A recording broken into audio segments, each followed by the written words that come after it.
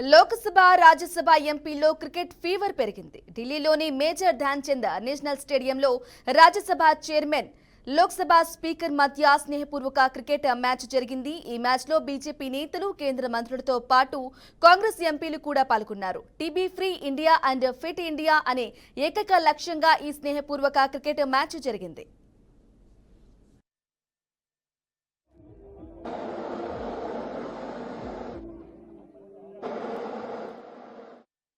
కల్పించేందుకు ఎంపీల మధ్య జరిగిన స్నేహపూర్వక క్రికెట్ మ్యాచ్లో లోక్సభ స్పీకర్ 11 జట్టు 73 పరుగుల తేడాతో రాజ్యసభ స్పీకర్ 11 పై విజయం సాధించింది.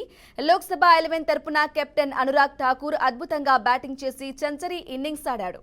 మరోవైపు లోక్సభ 11 బౌలర్ దీపేందర్ హుడా కూడా తన ప్రతిభ కనబరిచి అద్భుతంగా బౌలింగ్ చేసి 3 వికెట్లు పడగొట్టాడు.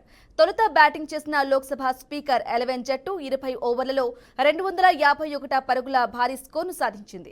భారీ స్కోర్ను ఛేదించే క్రమంలో రాజ్యసభ 11 178 పరుగులు మాత్రమే చేయగలిగింది. దీంతో లోక్సభ స్పీకర్ 11 జట్టు 73 పరుగుల తేడాతో రాజ్యసభ స్పీకర్ 11 పై విజయం సాధించింది.